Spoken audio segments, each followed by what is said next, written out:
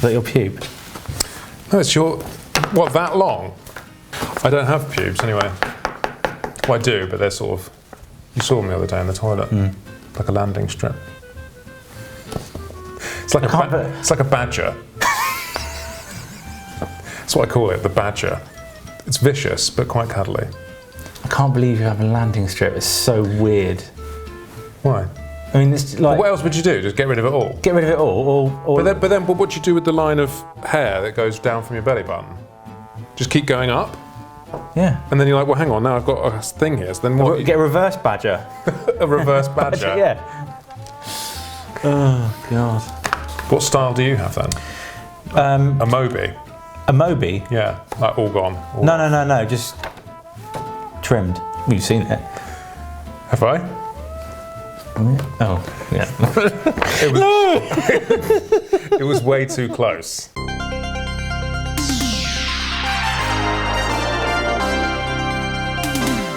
This is the news. Hi guys, welcome back. Welcome, we made it. Another week. Yeah. So this is week 4. This is week. Oh my, this is a month. We were saying off camera earlier how quick, I don't know for you guys, but how quick these weeks are just flying by. I don't know why they're flying by. Well, because so we have a structure for a change. We have something in the week that allows us to progress and got a plan, and therefore the time goes by quicker, and certainly has done. Hope you guys are enjoying it. Apparently you are. I think it's here to stay, isn't it? I think so, yeah. Well, I know so. We're going to keep doing it. I need to move away from the cat. There we go. Why do I look so much bigger? Because you are. So. Is your seat pumped up a little bit? There we go. It's better, isn't it? That's much better. Okay, there we go. Tom Cruise now. Right, is it ready for the news? Are you ready for the news? I'm ready for the news. It's the news. Right, so what top little tidbits have we got this weekend, Ali? Well, thanks for asking, Chris. I think we'll start off with the Busa. Big news this week. Obviously, the Busa making an appearance for its 3rd generation. What are you saying, Blood? I'm saying we adhered to the embargo because we're professional people. Oh God, that is a really big pet hate of mine. Big publications, we're not talking like Instagrammers or YouTubers or those little underlings. or little websites somewhere. Massive companies posting pictures of it before the embargo. I don't get it. You sign an embargo, you wait for the content to come, you wait for the deadline, you post it. It's as easy as that.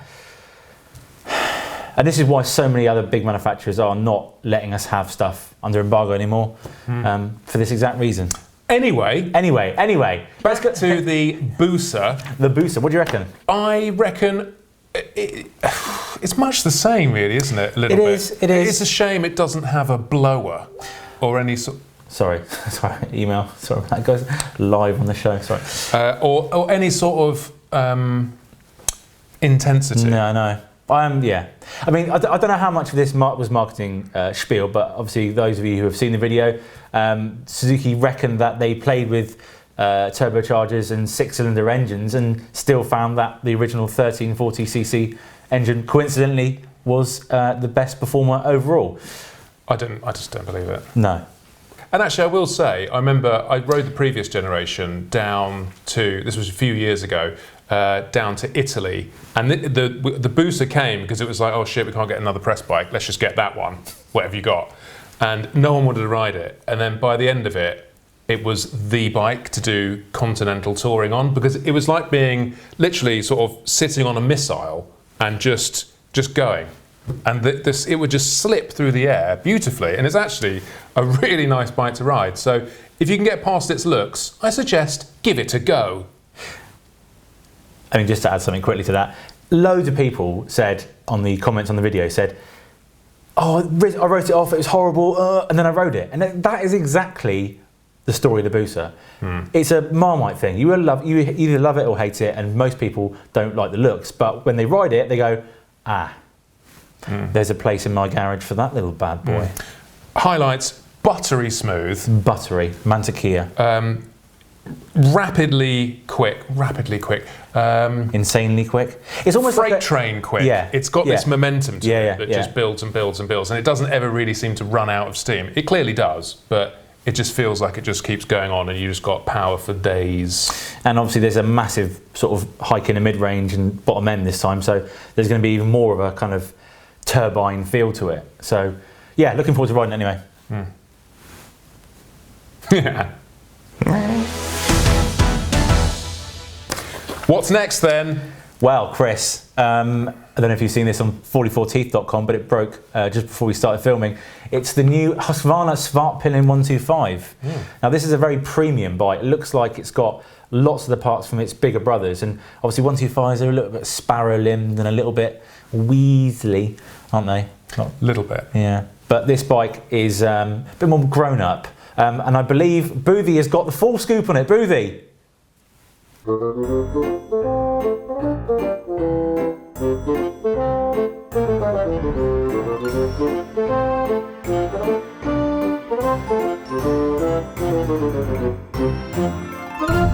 Yes, the Svartpilen 125 is the new bike for all you A1 licence holders. It's the baby brother of the 401 and the 701 Svartpilen models, but this one, with its 125cc engine, does only have 15 brake horsepower. 15 being the limit for A1 category bikes. I'm sure you'll agree though, it's a fairly striking looking bike and comes with some trick parts too. WP Apex suspension front and rear, LED lights and Vibra brake calipers with Bosch ABS. Vibra is part of the Brembo group if you haven't heard of them. The new Svart might not be the quickest thing to get to college and back, but it might just be the most stylish. Back to the studio. But I suppose 125s, they have to be a bit sparrow-limbed because they need to be so light. They have to be so small and light, so it's just less material, less weight. I agree to some extent, but having ridden souped-up 125s with decent equipment, then they are much better, and I think the only reason they don't use equipment is purely financial reason. Dosh. Dosh, moolah, spondoolies. Which again is a more valid reason, really. Well, yeah. You got to, a lot of people criticise manufacturers going, why don't they just put that on it? But it's like, well, you could put all that on it, but then it'd be a 10 grand 125 and no one's going to buy it. Anyway, thanks, Boothie. Talking of KTMs, this was, we had a little perusal of an email through British Dealer News, which is a kind of sort of an industry magazine / newspaper / website. And there was some news of KTM financial sort of details from 2020. Do you want to hear them, Chris? I do want to hear them. Yeah. Well, you told me earlier, but yeah. Okay.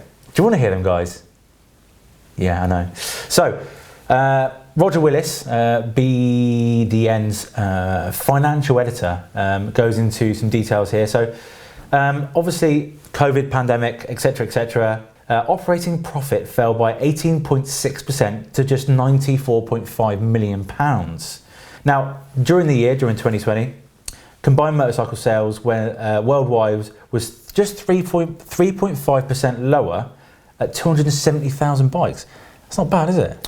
It's amazing. I mean, I still can't get over the operational profit of 97 million. I mean, that is massive. 94, but yeah. Okay, yeah. 94. What's a few million here and there? Yeah. Come see, come ça. Oh. It's like you're weighing two udders. Yes. So this week we've heard that BT Sport has signed a whole new contract for 3 years, I believe this 3 is. years. To cover MotoGP.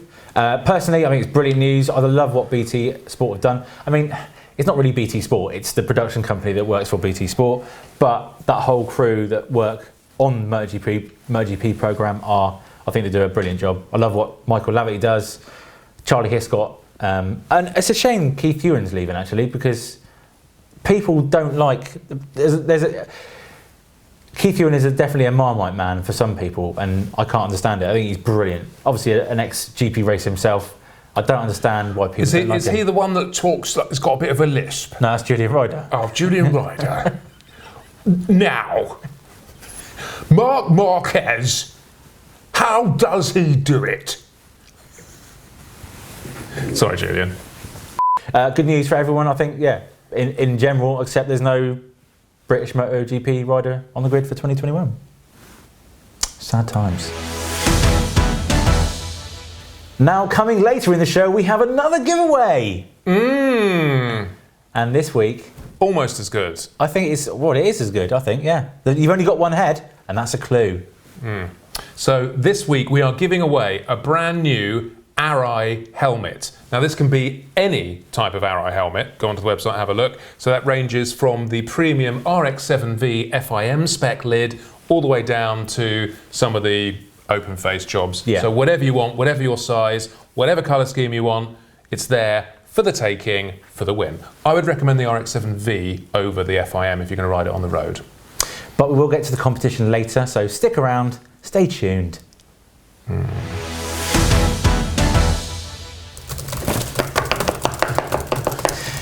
Now, we did have quite a few emails, and I've got to say, the feedback from this show has been incredible. I mean, we'll get to the growlers and stuff later on, but... I hope so. I mean, we'll be swimming in the growlers. Dripping with growlers. Growler batter. Is that the residue when the exhaust spits out? Yeah, like a nice high compression engine. So it's got that, growler batter oozing out of it. Anyway, lost my train of thought. Anyway, so the feedback from the show has been great, and obviously we've had lots of post-show ideas and recommendations. And Henry emailed us, and it was a good reminder of what's going on at the moment. Cut long story short, Henry has to do his Mod 2. The issue is he did his theory test back in March 2019, which is obviously and the test lasts 2 years. You have to take it within 2 years. Yes. Right, so you have to go to full test within 2 years. If you haven't done that before COVID hit, they're not doing anything about that to extend the deadline. So but they are doing it for MOTs, which is way more dangerous than extending a theory test, in my opinion. Yeah. So what that means is he now has to pay again, retake his test, possibly fail it. Yeah. Which hopefully not, and then go through the whole process again, which just sounds really unfair. Anyway, and on that note, we had an email from Ash who recommends we do a mass debate on the ridiculous A2 licence laws. And I quote, "Those idiots in Parliament expect me to do the same Mod 1 and Mod 2 test again on the same bike with just a restrictor off." And he's got a valid point there. It is stupid. It's ridiculous. This whole thing has to change. I know Boothie did a little piece on the website about how the bike test should change and what should be included, etc., etc. So go and check that out. But the bottom line is, this whole thing is an absolute farce, Chris. But it's not just this; it's everything. It literally, I think we have given politicians and governments so much more benefit because they generally just don't get anything. No, anything on the front line is a complete shambles. Everything. So I mean, I vote just for a revolution. Do you think we could run the country? I think we could. Yeah. I think if I wear a wig and look like this, I could be a prime minister. Yeah, because you look like you were bullied at school. They all were, though, weren't they? Yeah. Bullied at school, get some power. Who's laughing at me now? You're you tradesman. Johnny Banks, you dirty little fucking carpenter. Who's Johnny Banks? I don't know. I just thought of a name. Did he bully you? Are you okay? Johnny! Johnny! Oh! Get out, Johnny!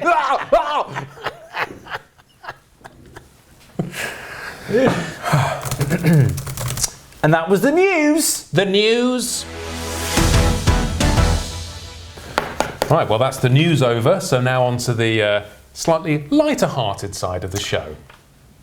It's time for Show Us Your Growler. Show us your growler. Growler. Growler. Growler. Growler. Pauline.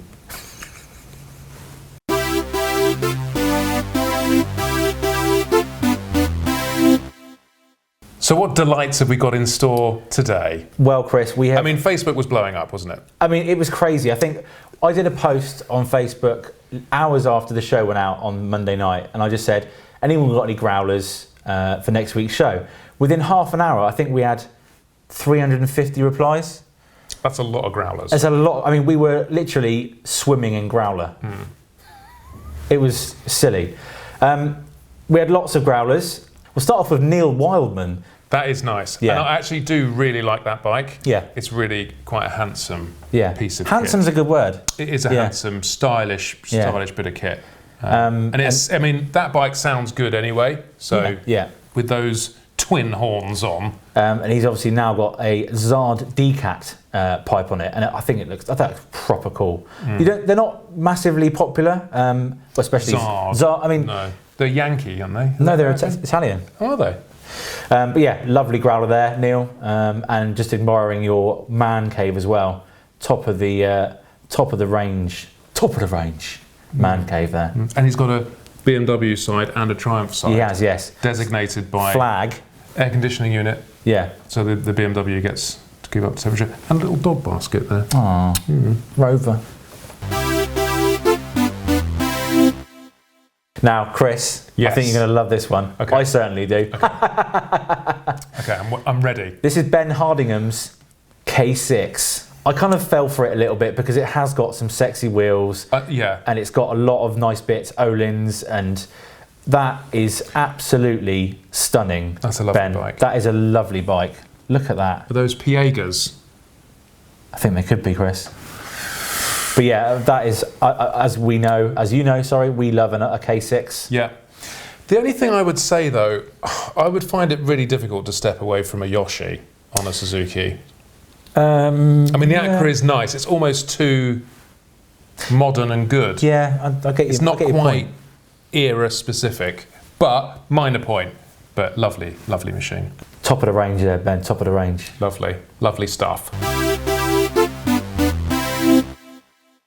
I can hear you say, "What's next, Al?" What's next, Al?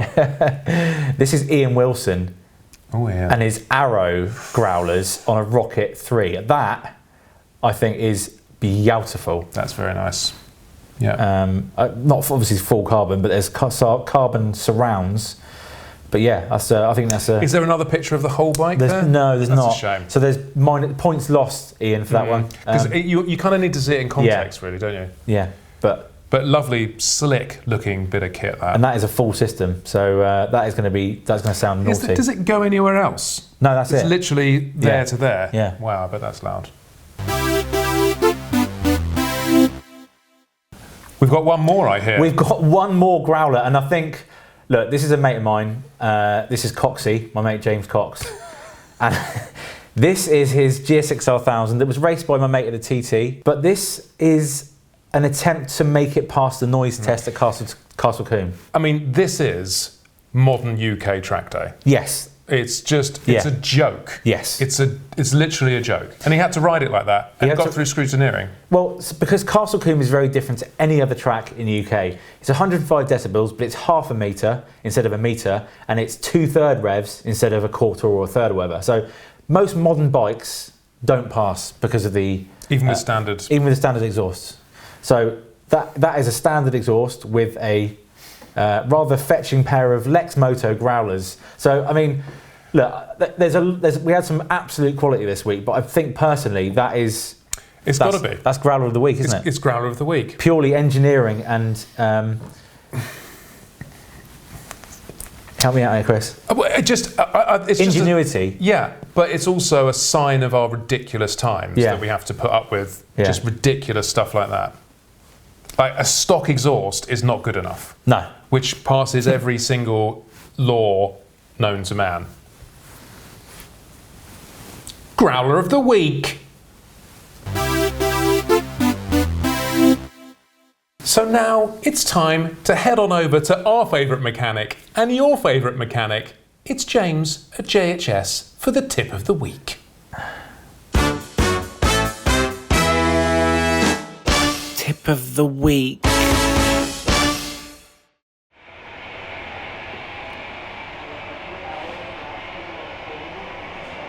Going to put some new grips on. Don't matter what they are. You know, these grips. You get one. One is always thinner than the other to touch. So the thin one's the throttle one. The other one's not the throttle one. So don't try and fit round the wrong way. And have you got any top tips for these beauties then? Well, I like a bit of Gorilla Glue. So this is the top secret tip then? Yeah, put your you glue on. It may come with the grips, might not come with the grips, don't know. But what we tend to do is get the grip on there and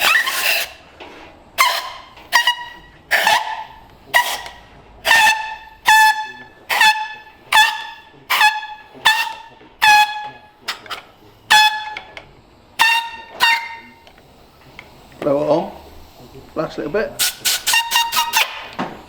Voila. Voila, with the airline. Thanks, James. Another banger for the tip of the week. I hope.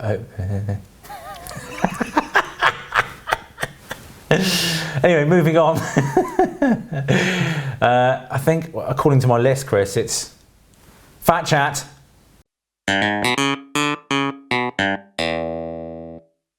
Right, so welcome to Fat Chat. This is where we get low down and dirty and personal about our fat. Now, I think it's pretty safe to say we've both had a bit of a shocker this week. I'll let you start. I always start. Okay, I'll start. I think last week I was 103.8. Rings a bell. So that's a radio station, isn't it? 103.8 Fat Chat FM. I've been quite busy at work this week. I haven't had much time to get on the bicycle. I've eaten a couple of Scotch eggs. Halfway through the week, I managed to get down to 103.3, but this morning I'm back up to 103.7. So I've lost a grand total of 100 grams. But you have kind of given up on your... given up. I haven't you're given relaxed. up. You're more relaxed. And you've got to enjoy life. Yes, and this is the point I think I'm going to say is, yes, I have relaxed. And as long as it's not going up again, I think I'm still okay. And I haven't done any exercise really this week. So just need to introduce a bit of that, carry on eating what I'm eating, because it is depressing. I haven't by any means eaten a shitload of chocolate or anything like that. I don't enjoy my diet at the moment, which is maybe something I'd quite like to work on. But so then, Ali, what happened to you? I thought I had a shocker last week. This week has been bordering on horrendous. I'm now morbidly obese. It surely doesn't say morbidly. No, I'm actually obese. But you are technically obese. Technically obese. So it's not funny, Chris. No. You can laugh. I know. Well, I'm not laughing. Well, you are. You're laughing. I am, at me. but you're mocking me. No, I'm not. You're just a funny man. Yeah. So last week I was 99 kilograms, or 99.4, I think. And this week, somehow, on the same scales, I'm 102.6. So that's 2.2 kilos. I mean, that's a big jump, isn't it? And I've done a lot of exercise. I've eaten well, and I don't get it. But maybe the scales are broken. I don't know. But you said that to me this morning. I said, go and try some other scales. You did, and it was exactly right. I did. I got up early this morning, pressed go on the Hayabusa video, and I decided to go for a run. I can't run properly because of my knees, but went for a run and I felt absolutely incredible. I came down here like I was just floating. I was on top of the world, top of the range. I just felt brilliant. And I'll tell you what, I'm going to do that more often. Get up and just... And that's the hard bit, isn't it? It's motivating yourself to go. But once you go, the benefits... Yeah. It's not just how good you feel in losing... It's not just losing weight and physical benefits of being healthier. You genuinely feel really good. Yeah. So well done for getting up. Particularly in this weather. It's hard for everyone. Get up, get out, drizzle, fog, rain. Ugh. So well done. But to give you some context in motorcycling, we've had the news that our championship bike for the Freetech 125cc Endurance Championship will be turning up next week. So it's a 125, we're obese, we need to race it. I'm not obese anymore. Okay. If we're on the same team, we're the same weight, so that's actually bang on. That's pretty good. Well, you're a kilo lighter, but that's good for setting up the bike, isn't it? Yeah. So, and Boothy's pretty chunky at the moment, so. Yeah, but he's faster than us anyway, so you can deal with it. Well, I was faster than him last time, so. Yeah. Touched a nerve.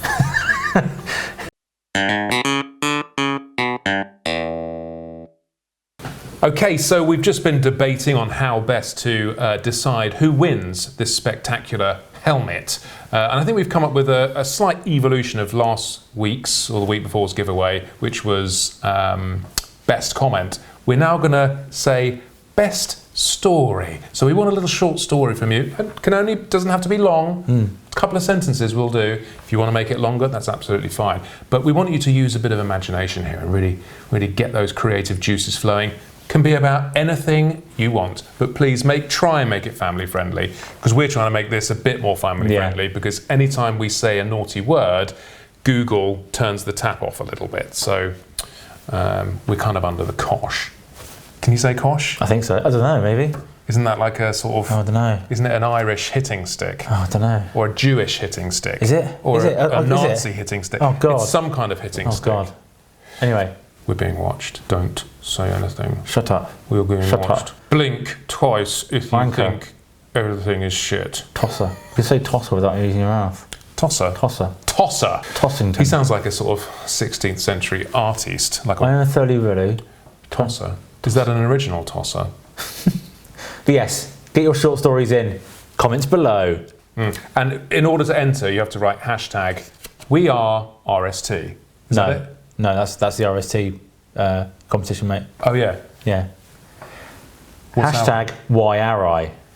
Hashtag why Arai, which is why as in the question, WHY.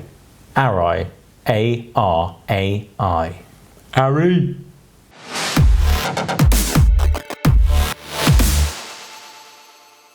What should we debate? What shall we debate? What's been pissing you off? I mean, I still fail to see why the governments and everyone watching, everyone driving who's ever driven any stretch of motorway in the UK will have seen this, which is traffic's moving perfectly fine, then it's suddenly down to 50 on the overhead gantry, and it's like, and it says something like obstruction reported or something. Something vague and bullshitty. So then everyone has to slow down, and those gantries just so happen to have the only active speed cameras on them. So then you slow down to 50 or 55 or 56 on the speedo, 55 on the sat nav, just to make sure you're pushing it. Cruise along, and then 3 gantries later, when nothing has happened, it's all free now, off you go. And if they are, which is what they are lying to us. Yeah. If they are lying to us, I think they should be fined, because they're inhibiting our journey through lies. And that's exactly what it is. It's a low down, can I swear? Yes. But it infuriates me so much that I can't, it makes driving so much worse. Because I get so angry, and then I've got a BMW now, so I drive up people's arse, and you're such a prick. And I'm such a wanker. Yeah. But it's because of the injustice of that system. Personally, well, there's only one reason for it. It's purely financial. Completely. Completely. That's the only reason. The only possible reason I can think of that it's financial. Smart motorways, as you know, you've heard our rants, are utterly bullshit. Everything about them is bullshit. No central hard shoulder for miles and miles. So when someone crashes, nowhere to go. Yeah, they just get caved and the police in the bum. and the emergency services can't get to the accident. I mean, who the thought of this? You utter wally. You silly men. I mean, or women. But it's the way that they get in this. It's for safety, and you cannot argue with safety. Cannot argue with safety. But it's already been proven that smart motorways are, I don't know what the exact percentage is, but they are more dangerous than the old motorways. Because again, you all know. Yeah. If you've driven a mile on a smart motorway, you know what it does to you. Yeah. And the constant, if you're going around, what's the one outside Birmingham? You drive around it, M42? And it's like, 50, 60, 40, yeah. And it just stresses you out. Like, I can see that the traffic isn't moving in front. And if you can't see that the traffic's slowed down, get off the road! Yeah, and you shouldn't be driving. And that also encourages those wank stains in lanes 3 out of 4 who just sit there like that. My general point is, if you take away accountability from a driver, which is speed, lane discipline, all of those useful things, then you are making that driver a more dangerous driver. I think you should add things to keep them awake, and you should have a minimum speed of like 130. That's obviously bollocks, but do you know what I mean? Yeah. I think the more passive you make it, which is why last week when I touched it again. Which is why last week when we were talking about the hands off the wheel automated driving thing, it's not that I don't agree that a driver should be able to take a break or whatever. It's that they're not paying attention to their job, which is to drive that vehicle. As soon as you do that, they're off. Anyway. Talking of stress, I've got a headache now. So have I, and it's fucking smart motorways. Yeah. HS2's the next. Oh, let's not get into that. The cost of smart motorways and what it's doing to this country right now. Of course, there's bigger problems. Don't get me wrong. There's massively bigger problems in the world right now. But what they're doing, the interruption they're causing, and the amount of money that's being ploughed into these smart motorways by the government, when it could be spent doing other proper projects and more worthy projects. My mate is a lorry driver, and he gets paid £550 a day to be working on the M26, and he's getting paid by this subcontractor, by the government. And I mean, his normal day rate is £250 a day. It's more than double. And it's because he's working on a smart motorway, the government are just going like this. Wow. Shall we have a pizza, Chris? I think we're gonna. I mean, we've well and truly fallen off the wagon this week. So let's tell you what. Smart motorways have made me eat this. I agree. Let's sue them. Yeah. Anyway. So let's just swallow that detritus for a moment, and let's wish you guys a happy week 5 of our show. No. Week 4. Week 4. Yeah. And we hope you're doing well. We hope you're staying strong. We hope you're managing to school your kids okay. None of us are, so I wouldn't worry too much about it. But hopefully, the education of our young can start again soon. What was my slogan? Oh, what, the new Labour one? Yeah, what was it? Keep safe, everyone. We can do this together. Should we get sponsored by a food company? Should we try? Oh, yeah. Sponsored by Ginsters. Show us your growler. Sponsored by the Chicken Tikka Slice. Or Mr. Kipling would be nice. Oh, lovely. What would Mr. Kipling sponsor? Boothie. Boothie by the mattress. Boothie by the Skag House. Sponsored by Mr. Kipling's Cakes. Sponsored by the Bombay Bad Boy. If you've got a struggling business that you really want to get back on the map, then send us a little bit of B-roll or a little story, or get in contact somehow. We'll put something at the bottom of the screen now, and we'll give you a little shout out. So that's for businesses, because entrepreneurs and home businesses have really struggled in this third lockdown. So we'll give you a little helping hand. Thanks, guys. Keep buying that merch. Keep looking at the website. Keep looking at them views. Keep subscribing and keep doing everything. Yeah.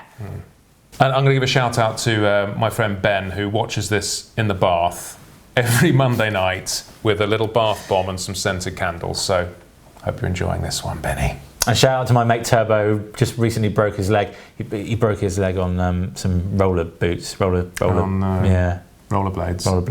Roller boots. I don't know what they're called. Anyway, get well soon, Turbo. I love this thing. I know. I don't even know what it is. Well, that's a plant, obviously, but I don't. It's a living organism. It is, and it needs love and attention. Green fingers.